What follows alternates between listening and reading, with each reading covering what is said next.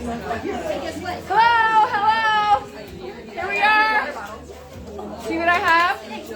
This is a new Princess Steps shirt that is purple. It's beautiful. Yay! Jana doesn't think very much.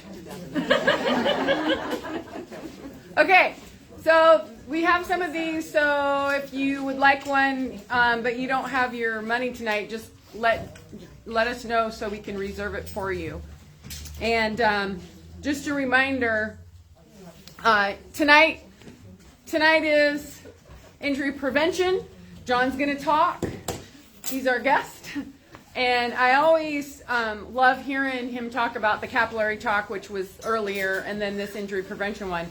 And all these times I've never gotten tired of hearing him talk about it. And even if you've heard it before, I guarantee you it'll be a good reminder for you no matter what level you're at or what your goals are and that kind of thing.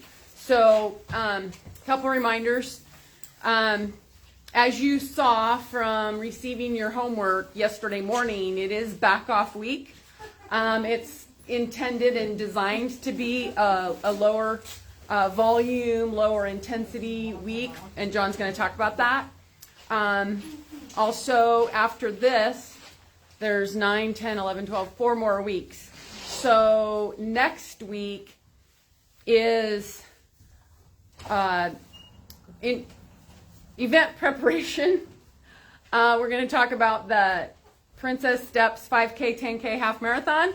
If you've signed up, thank you. If you haven't signed up and you plan on doing it, get signed up. Talk about it amongst your group today, how you perhaps are planning to do it together, because the more the merrier, and it feels like an event and it's exciting, and it's, you know, even though it's virtual, it's still an event that we've done. This will be our 5th time doing it, so it works.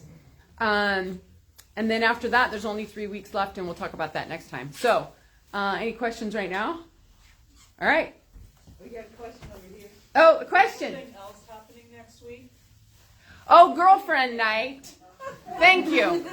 Yeah, in addition to it being event prep, and we're going to talk about Princess Steps 5K, 10K, and just event prep for any kind of event, you're invited to bring a girlfriend as long as she's 18 or older, and you think that she might be interested in knowing about the clinic. It's a perfect opportunity to introduce her to the clinic, see what it's about. The only thing is if you're in a group where you've progressed, for example, in the Panther group, you've progressed a lot from walking to running. If she wants to run, but she hasn't progressed to the level you have, then introduce her to a walk group. And you may or may not go with her in that walk group, but make sure that she has a good experience, not, you know what I mean. So, yeah, you want her to have a good experience. And so we do invite you to bring a girlfriend. Yeah, thank you, Danae. Anything else I may have forgotten? Okay. Oh. Is this week the yoga week? Yes, this is also the yoga week. So that's Thursday. And I know there's at least 10 people signed up. There might be more than that by now. And so it's this Thursday night. There's probably still some spots left. There were 20 total, $10. And it's experienced yoga instructors that are gearing a 30-minute session for this group, specifically for this group. Thank you. Well, and I just wanted to say, we normally go to Chantel, my daughter and I, and she's pretty amazing. We've gone to see her all through the pandemic, and I'm not a yogi type person, but if you're at all interested, I'd encourage you to go because she's fabulous. Okay, a good testimonial there for the yoga instructor. Okay, anything else? All right, John. Hello. Well, I saw some today that first 18 days of April this year have been the rainiest 18 days since 1993. Wow. So, thanks for being here. Thanks for not melting. Okay. So I talked about the capillary talk, like Susan said, the heart rate talk a few weeks ago. And in that, we talked about building fitness, aerobic fitness. And kind of, traced out kind of the process of building up that fitness. And typically in about 6 to 8 to 10 weeks, if you're consistent, you should really start noticing, that building of the capillaries, the aerobic capacity, just having a little more endurance, not being as fatigued. We're week 8. How many people have kind of noticed a difference since you started? Awesome. Great. All right. So the next phase, kind of, that first 6 to 10 weeks is that aerobic building phase, building the capillaries, getting the blood flow, the oxygen flow, getting used to moving, okay? The next 6 to 8 weeks, that central part is kind of where we're at now, okay? Of actually building muscle strength. You've been consistent, hopefully. Rain hasn't dampened your spirits. You've been showing up. You got your groups. You got your consistency going. Following the homework, because the homework's written so that people don't get hurt. So it's nice progression. This week, being back off week, there's a lot of reasons to that. Okay, Susan mentioned it in her update, but the concept is, for those first 8 weeks, we're building, adding a little bit of good stress to your muscles, to your system, okay? And after about 2 months of that building, taking a little bit of a break, 7, 8, 10 days of just backing it off a little bit, that is actually when fitness takes place, okay? So, a lot of people think that I just got to go, and the more I go, the fitter I'll get. Okay? Well, fitness doesn't work in a straight slope. Okay? There's a point when you go so steep, there's a drop off. Okay? And the idea on a really good training program, and all the experiences Susan has had putting all this together for all these years, if we back off a little bit before you hit that point where you've gone too far, and then there's the crash, that's a real good training program. Okay, we've got right now on our staff 3 college athletes, and then another, and Des, who's pretty competitive herself. All of them, with all of their coaches and all of their teams, they had a lot of build up early in the season, and then they take a little bit of break. And then before they get into the competitive season, before the conferences, before regionals, national championships, things like that, there's always that little bit of back off. Because that's really when all that workload really starts taking effect. It's recovery that actually allows all that training to take place, and the benefits of that training to kick in. Okay? If you're not recovered, then you're kind of getting closer and closer to that edge where you're going to drop off the edge if you don't take a break. Okay? So in this 8th week, hopefully it feels like it's a little bit less. Hopefully the intensity feels it's a little bit less. And next week after, that's when you'll actually feel the benefit of backing off this week. Okay? Boston Marathon was Monday. I've run Boston 3 times. So it's always fun to watch it and kind of mentally go through the course. But marathoners, half marathoners, in their training programs, there's always a what do you call a taper? Okay, so you build up, and then right before you do your race, you taper off the last week and a half. It drives most people who've been training hard for a half marathon or marathon absolutely crazy, which then drives all the people that they live with crazy. Because you really back off quite a bit. Instead of putting in a lot of mileage and those long training runs or long training walks for your half marathons, backing off, really, your body feels like, what are you doing? Why are you backing off? But that is actually when all that benefit kicks in. Okay? So in this next phase of building that muscle strength, taking advantage of all that aerobic endurance that you've built up, this is also where you get the little niggles, okay? The little aches here and there, maybe a little bit of joint pain, maybe a little bit of a strain in a hamstring or tightness in your ankles, things like that. That's pretty much par for the course, okay? How many times have you joined a class like at a gym or something like that, and you go in, you're all gung-ho, the first couple weeks you do all the exercises, you kind of push it, and then things hurt, okay? I'm seeing some nodding heads there, right? Because that's where you're pushing your muscles, you're straining the muscles just a little bit, and then they build back up. So that recovery phase is where the strength kicks in. That's kind of where we're at now in the 12 weeks at week 8 of the training program, where the muscle strength is starting to take place. And in that starting to take place, you can have some imbalances, you can have some strains, aches and pains, things like that. So a little bit of soreness is great. That means you're actually starting to work the muscles. Too much soreness isn't. Okay, and where's that line between enough soreness to make an effect or too much soreness to make you want to quit? Okay. How many people have had some aches and pains that have kind of made them concerned? Okay, just a couple, that's good. Okay, great.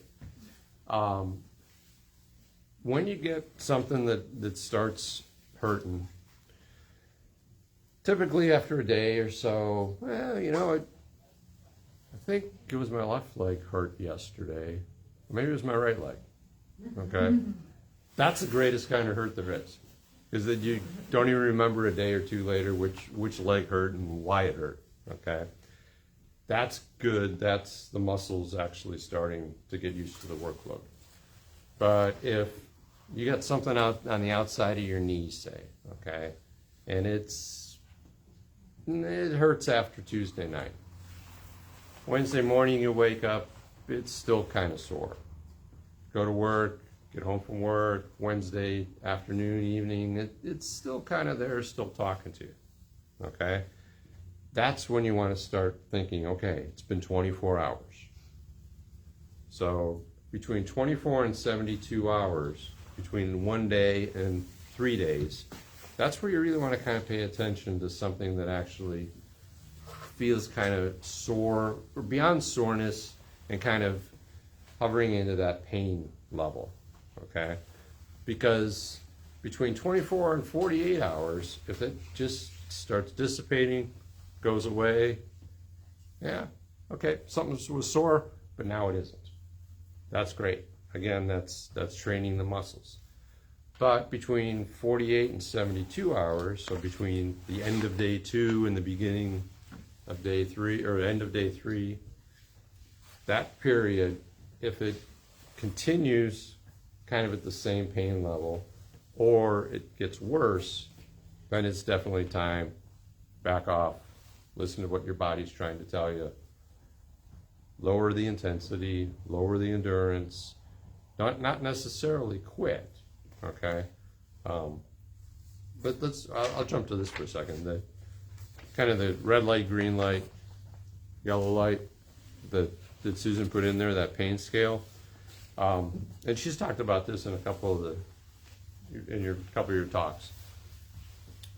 That low level of 1, 2, or 3 on a pain scale is, that's that green, kind of green light, okay? 3's kind of the high end of that green light area, kind of moving towards caution. That would be, like I said, that 24-hour, something hurts in my knee, but wow, it's okay a day or two later, okay? That would be kind of hidden towards that level 3, where you can still go, you're going to back off just a tiny bit, keep an eye on it, keep aware of what's going on, okay? That yellow phase, that's where, okay, it's gone from day 1 kind of into day 2. started on the outside of my right knee, but it's kind of traveling up to my hip, or it's, now my left shin hurts, that kind of a thing, where it seems like it's kind of moving around and traveling. There's a little bit of imbalance going on. That's kind of that yellow zone where you okay, I'm a little bit out of whack maybe here, a little crooked, hurts on one side, at a knee or a hip, and then the opposite side at an ankle or a shin or something like that. Okay, that's kind of a sign that you're kind of hitting that edge of almost overdoing it. Same thing kicks in, 48 to 72 hour rule. Pay attention. If it gets worse after that 72 hours, then it's time to definitely back off, because you're moving from yellow zone up into the bottom of the red zone. Okay, where you definitely have to make a little bit of an adjustment. Maybe take out a day off, take a second day off, or if you're supposed to do like an hour walk or an hour run, cut that in half for that day. Okay, or instead of 30 minutes, just go out, do 15, get warmed up, kind of stay in that warm-up phase, not necessarily move into the workout phase, but just do something. Okay, because the thing about being consistent over the last 8 weeks, your muscles are used to getting fed now. Okay, your body's used to that blood flow and the oxygen flow. Your muscles are used to having some workload expectation placed on them.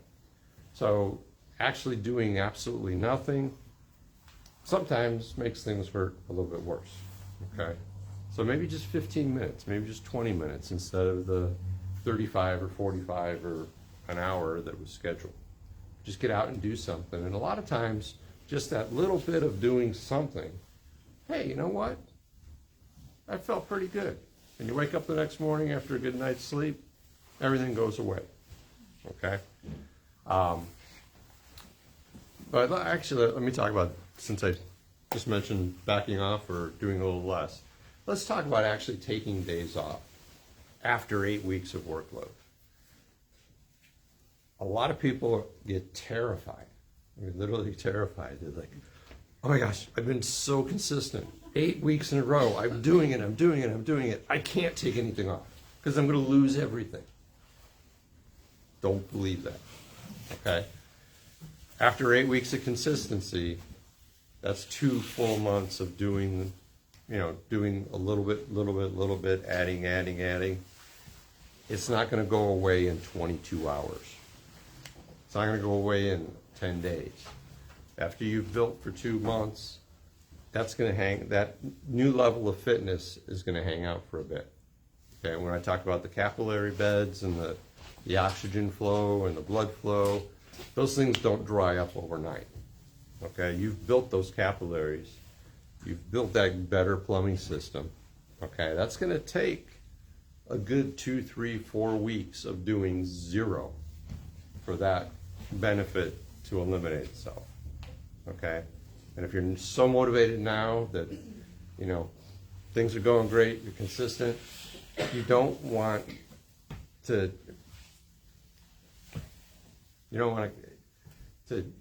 destroy your confidence by thinking 2 days off is going to ruin everything, because it's not going to.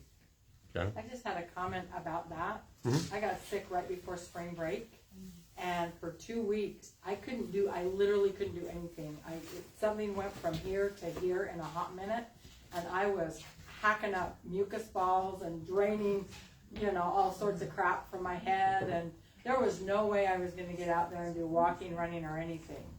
And then I went on vacation, so it was literally almost 3 full weeks before I did just about anything. I did a little bit, emphasis on little during vacation. And I came back, and those first 2 or 3 days were a little bit rough. I toned it down. I did work, but I toned it down, and I did something. But then about a week or two, it was like, I'm back. Yep. Don't slow me down. Mm-hmm. Okay, everybody hear that? It probably hear that on the video here too. That's kind of what I'm talking about, is backing off a little bit because you got a head cold, or because there's a sore muscle or a sore joint or a hip or low back or something like that. Backing off for a couple of days is what your body wants you to do. That's why we get those messages of aches and pains, okay?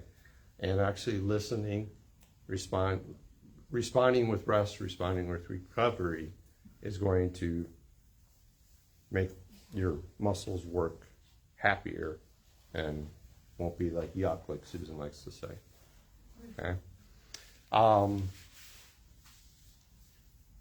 Typically by now, people are out digging in the garden, you know.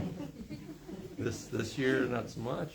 But, you know, doing different kinds of work with your body that you haven't been doing all winter long, okay? Getting out there and pruning a whole bunch of trees or digging in the garden or something like that.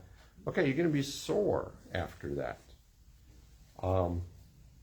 And sometimes a different activity like that, like gardening, like yard work, that's going to make some muscles sore and throw you out of balance a little bit. Take that into account. Maybe, you know, back off on your workout a little bit that next day if you overdid it in the yard for 5 or 6 or 10 or 11 hours, or, you know, if you got really motivated and had to get it all done in a day. Susan and I never do stuff like that. It's sore for like 3 days. So, We you know. only have one day to do it. You know, take into account that. Or, you know, if all of a sudden the family decides, hey, what, you know, let's go do the falls out at Silver Falls. We'll do the whole hike. And you haven't been doing anything like that up and down the hills, and you got to get it done in 2 hours because you got to go and have dinner, and so, you know, things like that where you overdo it. Maybe it wasn't quite the workout that was on the homework, but it's something that's a little bit more than what you typically do. Take that into account. That is still, you know, when I was coaching more people, we always talked about this, where it's like so many people, when they start following a training program, they think, okay, here's my life, here's my half marathon training program. They have nothing to do with one another. Yes, they do. Okay? All the activities that you do, the stresses of work, the stresses of family, the stresses of, do we wear masks or not wear masks, or get on a plane, or okay, all those things are constantly working your brain, constantly working tension and stuff in your body, and that has to be part of, you know, your training as well. If you're not sleeping as well, or if you're not eating as well, all those things affect how your consistency in training is going to go, and how much success you're going to have in any kind of training program, regardless of what you're training for. Okay. Hydration. Susan's talked about it. It's been chilly. Everybody's been bundled up. We've been inside a whole lot more than usually, you know, in spring. When you're sitting around, you don't think about drinking water. You just think about turning the heat up a little bit higher, okay? Heated rooms dehydrate you, okay? So hydration is so important, especially when the warm days do start coming and you get out there and you start doing more activities. Make sure that you're hydrated, because a lot of minor strains and aches and pains in muscles directly links back to not being hydrated, okay? Just even little tendon type strains and aches and pains in your joints. Hydration really takes care of an awful lot of those kinds of things, okay?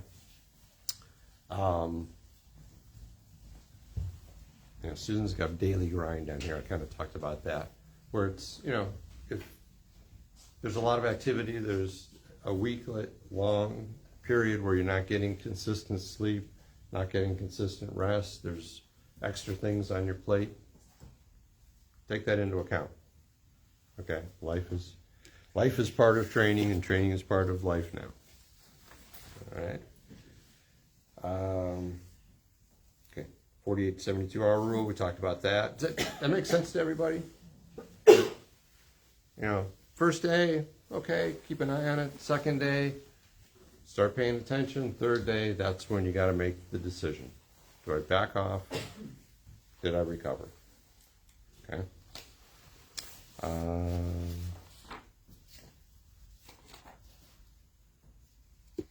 Oh, I left out princess stuff. Busted.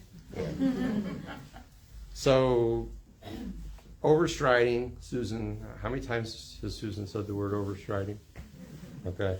Overstriding and not doing princess steps, or not using, you know, the body as it's designed to be used, by putting those heels out in front of you, straightening your leg, locking your knee. Those are the things that really create strains, especially in the shins and the hamstrings. Okay? So if you think about it, if your foot is landing directly under your body, okay, you've got all the shock absorbers that your body naturally has. All the muscles and bones in your feet, your ankle, your knee, your hips, all the vertebrae in your spine. Everything works like a spring, like it's supposed to, when your foot lands under your body. Okay?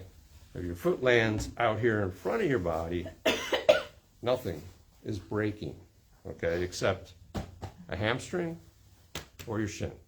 Okay, those are the emergency brakes, and those are the things that consistently, if you're overstriding even just a little bit, okay, that really will, over time, create an overuse syndrome, an overuse injury.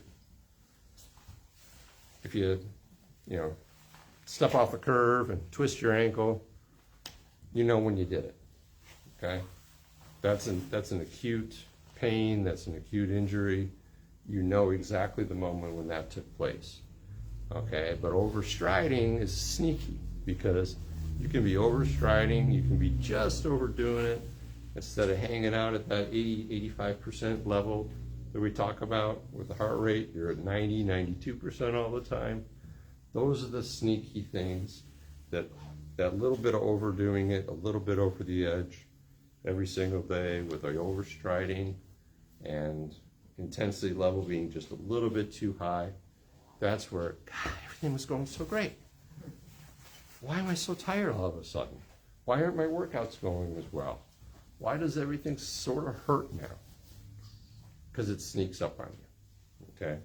So really pay attention to the princess steps to overstriding. Pay attention to staying within your heart rate. And that will change. Like I said a couple weeks ago when I talked about that, your heart rate will stay the same, but you will stay in zones longer and longer as you get fitter and fitter, okay? Where maybe week 1, week 2, week 3 when I did my talk, you were going from 60% to 85, 90% and nothing flat, okay? Now, with a proper warm-up, a proper middle part of the workout, and a proper cool-down, you're probably finding that during the warm-up phase, you're staying closer down to 60, 65, 70%. You're not going to 80, 85 during the warm-up phase, okay? And then in the workout phase, you're probably hanging right closer to the zone you should be in, instead of shooting right through it and getting up to 95, 100% of your heart rate. As you get fitter and fitter, those zones will seem to get wider and wider, where you can actually stay in that zone for longer periods of time. Okay, and that's definitely the moment when you know all this is working. Okay, any questions? Any questions? Yes. So if we've been overstriding since cross country in high school. Is are baby steps going to eventually help kind of backtrack, or princess steps? Yeah. If you've been the question is, you've been overstriding for years. For example, ever since high school and cross country back then, but learning the proper form now, definitely. Because what starts happening is those muscles that have been underused by overstriding or overused by getting that foot out in front of you, they're going to start balancing out. Okay, and the tension on the tendons, the tension on the joints is going to start lessening and lessening, and the muscles will get stronger in the appropriate way. It's like going to, if you had something going on and you had to go and do 6 weeks of physical therapy, okay? A PT is going to show you how to use your body correctly, and Princess Steps is how to run correctly. Great, thank you. Sure. Any other questions? Susan? No, that's awesome. Okay. Goodbye. See you next week. Good job.